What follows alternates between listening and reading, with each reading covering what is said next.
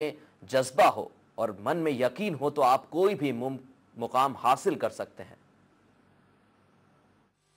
Inspiration को award और recognition मिल रहा है चीफ मिनिस्टर से, और जिस तरह की वो आगे की स्कीम्स बना रहे हैं, जैसे अब जो भी खिलाड़ी हैं जो लक्ष्मण अवार्ड पा रहे हैं उन्हें पेंशन मिलेगी आजीवन 20,000 रुपये, और प्राइज मनी जो था पहले इंटरनेशनल मेडल पे जो 10-20 लाख था 6 करोड़ पहुंच गया है बढ़ के। ये इंस्पिरेशन है जब आपको अवार्ड मिल रहा है और रिकग्निशन। संभल जो छोटा सा गांव है बेचारा, अभी नया ज़िला बना है, उसके अंदर हमारे ये खिलाड़ी जो है उनको सम्मान किया गया है, उसका शुक्रिया अदा करता हूँ। मुख्यमंत्री जी हमारे जो है बहुत बड़ी सोच के विचार के उन्होंने उदाहरण दिया है, उसके लिए मैं उनसे ये कहना चाहूँगा कि हम लोग युवाओं के लिए ख़ासतौर से एक स्टेडियम की स्थापना कराने जा रहे हैं।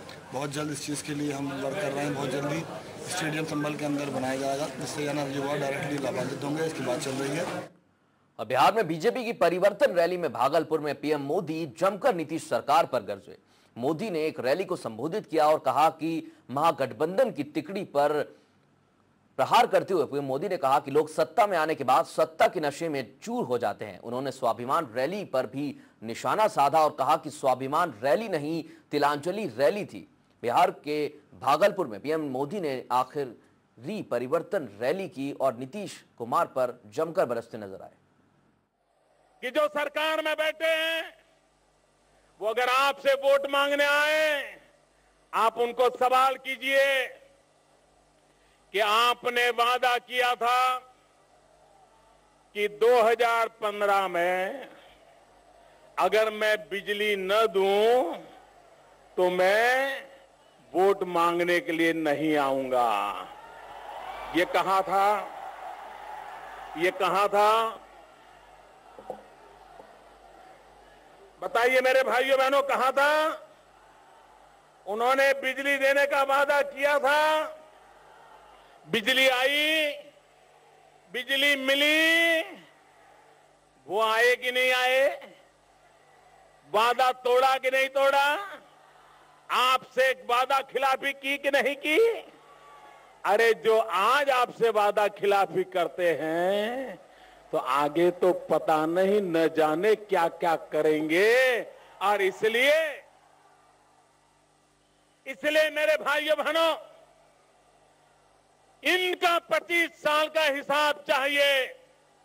बिहार के नौजवान को आज से 25 साल पहले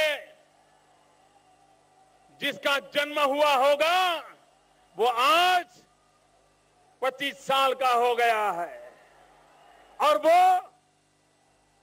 वो पूछ रहा है कि मुझे यहां से कलकत्ता जाना हो,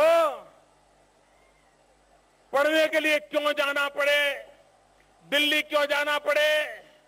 वो पूछ रहा है रोजी रोटी कमाने के लिए मुझे बिहार छोड़ने के लिए मजबूर क्यों होना पड़े? ये सवाल आपके सामने खड़े हैं, लेकिन ये जवाब नहीं दे रहे हैं। भाइयों बहनों, अभी 2 दिन पहले पटना में गांधी मैदान में एक तिलांजलि सभा हुई, तिलांजलि सभा।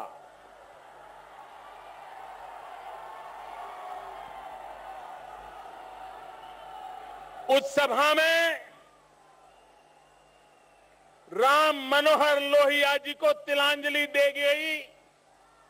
उस सभा में जयप्रकाश नारायण जी को तिलांजलि दे दी गई। उस सभा में कर्पूरी ठाकुर को तिलांजलि दे गई। भैया, राम मनोहर लोहिया और उनके सारे चेले चपाटे जीवन भर कांग्रेस के खिलाफ लड़ते रहे। देश को बचाने के लिए जेलों में भी सत्याग्रह करके पहुंचते रहे, लेकिन उन्हीं के चेले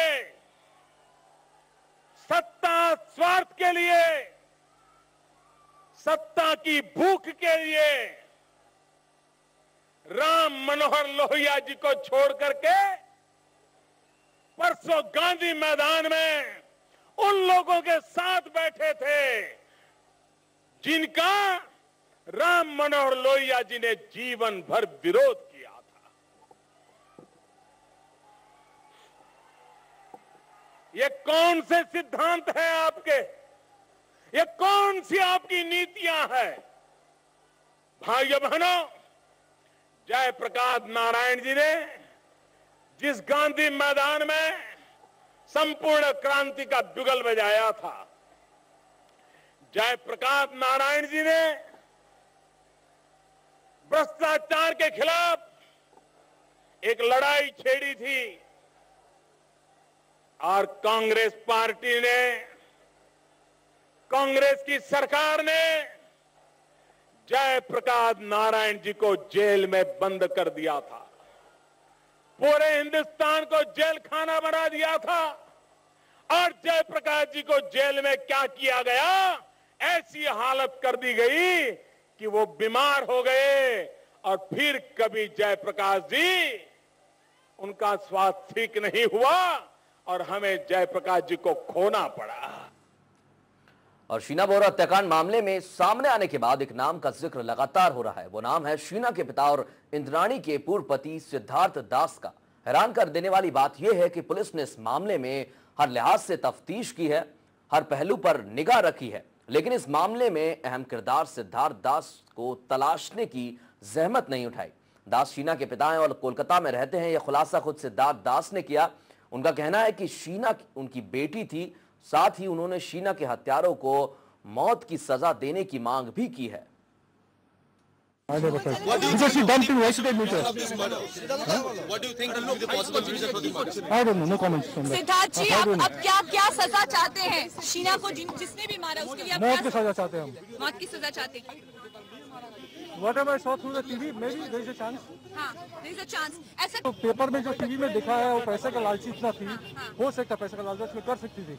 ऐसा कर सकती है क्या? हमेशा उनको थोड़ा पैसा का लालच था। पैसा और आखिरकार अमेरिका ने पाकिस्तान पर लगाम कसनी शुरू कर दी है। ओबामा प्रशासन ने पाकिस्तानी हुकूमत से साफ कह दिया है कि वो भारत में आतंकी गतिविधियों को अंजाम ना दे। तो वहीं उधर जर्मनी ने भी पाक पर दबाव बनाया है और हक्कानी नेटवर्क को खत्म करने की मांग की है। सूत्रों के मुताबिक ओबामा प्रशासन ने पाकिस्तान के पीएम नवाज शरीफ से कहा कि अपनी सरजमी से भारत में होने वाली आतंकी गतिविधियां तुरंत प्रभाव उन पर लगाम लगाई जाए और आतंकी संगठन लश्कर-ए-तायबा, हक्कानी नेटवर्क और आतंकी हफीज सईद पर भी बड़ी कार्रवाई करने का दबाव बनाया है।